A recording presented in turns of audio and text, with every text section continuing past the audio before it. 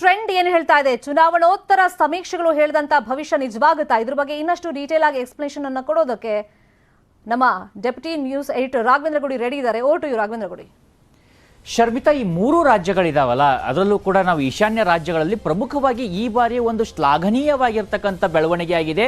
ಆ ಬೆಳವಣಿಗೆ ಏನು ಅಂತ ನೋಡಿಕೊಂಡು ನಾವು ಇಲ್ಲಿ ಒಂದು ಡಿಸ್ಟ್ರಿಕ್ಟ್ ವೈಸ್ ಯಾವ ರೀತಿಯಾದಂಥ ಟ್ರೆಂಡ್ ಇದೆ ಅಂತ ನೋಡ್ಬೋದು. ಪ್ರಮುಖವಾಗಿ ನಾವು ಅಲ್ಲಿರ್ತಕ್ಕಂಥ ಭದ್ರತಾ ಪಡೆಗಳಿರ್ಬೋದು ಅಥವಾ ಎಲೆಕ್ಷನ್ ಕಮಿಷನ್ ಆಫ್ ಇಂಡಿಯಾ ಇರ್ಬೋದು ಅಥವಾ ಅಲ್ಲಿರ್ತಕ್ಕಂಥ ರಾಜಕೀಯ ಪಕ್ಷಗಳಿರ್ಬೋದು, ಒಂದು ಅಭಿನಂದನೆ ಸಲ್ಲಿಸುವ ವಿಚಾರ ಏನಂದ್ರೆ ಈ ಬಾರಿ ಹಿಂಸಾಚಾರ ನಗಣ್ಯ ಅನ್ನೋ ರೀತಿಯಾಗಿರ್ತಕ್ಕಂಥದ್ದು ಕಂಡು ಬಂದಿರೋದು. ಇಲ್ದಿದ್ರೆ ನಾರ್ತ್ ಈಸ್ಟ್ ಅಲ್ಲಿ ಸಾಮಾನ್ಯವಾಗಿ ಹಿಂದೆ ನಾವು ಗಮನಿಸ್ತಾ ಇದ್ವಿ, ಸಾಕಷ್ಟು ಹಿಂಸಾಚಾರ ಆಗುವಂಥದ್ದು ರಾಜಕೀಯ ಪಕ್ಷಗಳ ನಡುವೆ, ಜೊತೆಗೆ ಸೆಪರೇಟಿಸ್ಟ್ ಲೀಡರ್ಸ್ಗಳ ಬಾಯ್ಕಾಟ್ ಕಾಲ್ ಕೊಡುವಂಥದ್ದು, ಚುನಾವಣೆ ಬೇಡ ಅಂತ ಹೇಳುವಂಥದ್ದು, ಹೀಗೆ ಸಾಕಷ್ಟು ಸಮಸ್ಯೆಗಳ ಆಗರ ಆಗ್ತಾ ಇತ್ತು ಕೇವಲ ಒಂದು ಚುನಾವಣೆ ನಡೆಸುವಂಥದ್ದು. ಆದ್ರೆ ಈ ಬಾರಿ ಅದನ್ನ ಯಶಸ್ವಿಯಾಗಿ ಅದನ್ನು ಓವರ್ಕಮ್ ಮಾಡಲಾಗಿದೆ.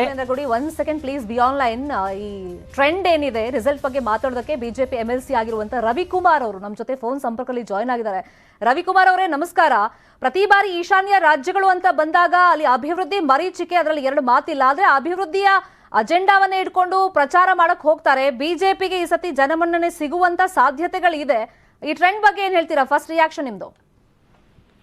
ನಮ್ಮ ಈ ಟ್ರೆಂಡ್ ಅನ್ನ ನೋಡಿದ್ರೆ ತ್ರಿಪುರಾದಲ್ಲಿ ಮತ್ತು ನಾಗಾಲ್ಯಾಂಡ್ ಅಲ್ಲಿ ನಮ್ಮ ಸರ್ಕಾರ ನಿಶ್ಚಿತವಾಗಿ ಆಗತ್ತೆ.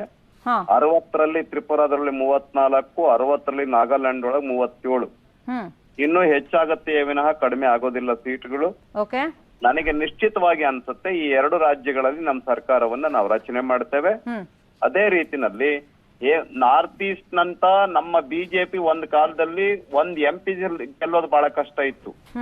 ಅಂತ ಕಡೆಗಳಲ್ಲಿ ನಾವು ಈಗ ಈ 3 ರಾಜ್ಯಗಳ ಪೈಕಿ 2 ರಾಜ್ಯಗಳನ್ನ ನಾವು ಸರ್ಕಾರ ರಚನೆ ಮಾಡ್ತಾ ಇದ್ದೀವಿ. ಈ ಟ್ರೆಂಡ್ ಅನ್ನ ನೋಡಿದ್ರೆ ಕರ್ನಾಟಕ ರಾಜ್ಯದಲ್ಲೂ ಕೂಡ ಬರ್ತಕ್ಕಂಥ ದಿನಗಳಲ್ಲಿ ನಮ್ಮ ಸರ್ಕಾರ ಬಹುಮತದ ಸರ್ಕಾರವನ್ನ ನಾವು ರಚನೆ ಮಾಡ್ತೀವಿ ಅಂತ ಹೇಳಿ ನಾನು ಈ ಸಂದರ್ಭದಲ್ಲಿ ಹೇಳೋದಕ್ಕೆ ಬಯಸ್ತೇನೆ. ಸರ್, ನೀವು ಹೇಳ್ದಂಗೆ ಈಗ ತ್ರಿಪುರಾ ಮತ್ತೆ ನಾಗಾಲ್ಯಾಂಡ್ ನಲ್ಲಿ ನಿಮ್ಮ ಸರ್ಕಾರ ಆಡಳಿತದ ಚುಕ್ಕಾಣಿ ಹಿಡಿಯೋಕೆ ಬಹಳ ಸನ್ನಿಹಿತದಲ್ಲಿದೆ, ಇಲ್ಲ ಅಂತಲ್ಲ. ಬಟ್ ಈ ಈಶಾನ್ಯ ರಾಜ್ಯಗಳು ಅಂತ ಬಂದಾಗ ನಮಗೆ ಹೊರನೋಟಕ್ಕೆ ಎಷ್ಟು ಸುಂದರವಾಗಿ ಕಾಣಿಸುತ್ತೆ, ಅದ್ರಲ್ಲಿ ರಾಜಕೀಯ ಅಷ್ಟು ಸುಂದರವಾಗಿಲ್ಲ, ಬಹಳ ಕಠಿಣವಾಗಿದೆ. ಇನ್ಫ್ಯಾಕ್ಟ್ ಬಂಡುಕೋರರ ಪ್ರಾಬ್ಲಮ್ ಇರ್ಬೋದು, ಜೊತೆಗೆ ಭೂಮಿಯ ಹಕ್ಕಿನ ವಿಷಯವಾಗಿರ್ಬೋದು, ಉದ್ಯೋಗ ಇರ್ಬೋದು, ಮಹಿಳೆಯರಿಗೆ ಎಸ್ಪೆಷಲಿ ತುಂಬಾ ಸಮಸ್ಯೆಗಳಿದೆ. ಪ್ರತಿ ಬಾರಿ ಎಲೆಕ್ಷನ್ ಟೈಮ್ ನಲ್ಲಿ ಪ್ರಸ್ತಾಪ ಆಗುತ್ತೆ. ನಿಮ್ಗೆ ಅಧಿಕಾರ ಸಿಕ್ಕರೆ ಅಭಿವೃದ್ಧಿ ಈ ವಿಷಯಗಳಲ್ಲಿ, ಈ ವಲಯಗಳಲ್ಲಿ ಯಾವ ತರ ಕಾನ್ಸಂಟ್ರೇಟ್ ಮಾಡ್ತೀರಾ? ನೀವು ಬಹಳ ಒಳ್ಳೆ ವಿಷಯವನ್ನ ಹೇಳಿದ್ರಿ. ನಿಮಗೆ ಅಭಿನಂದನೆಯನ್ನ ಸಲ್ಲಿಸ್ತೇನೆ. ನಾರ್ತ್ ಈಸ್ಟ್ಗೆ ನಾನು ವಿದ್ಯಾರ್ಥಿ ಪರಿಷತ್ನಲ್ಲಿದ್ದಾಗ ಸುಮಾರು ಸರಿ ಹೋಗಿ ಬಂದಿದ್ದೇನೆ. ಅಲ್ಲಿಗೆ ರೈಲ್ವೆ ಸ್ಟೇಷನ್ಗಳು ಇರ್ಲಿಲ್ಲ, ರೈಲ್ವೆ ಲೈನ್ಗಳು ಇರ್ಲಿಲ್ಲ, ಏರ್ಪೋರ್ಟ್ಗಳು ಇರ್ಲಿಲ್ಲ, ಜನತೆಗೆ ಸರಿಯಾಗಿ ಆಹಾರ ಸಿಗ್ತಾ ಇರ್ಲಿಲ್ಲ. ಇವತ್ತು ಎಲ್ಲ ಕಡೆಗಳಲ್ಲಿ ರೈಲ್ವೆ ಸ್ಟೇಷನ್ಗಳಿದೆ, ಎಲ್ಲ ಕಡೆಗಳಲ್ಲಿ ಏರ್ಪೋರ್ಟ್ಗಳಿದೆ, ಅಭಿವೃದ್ಧಿ ಬರ್ತಾ ಇದೆ.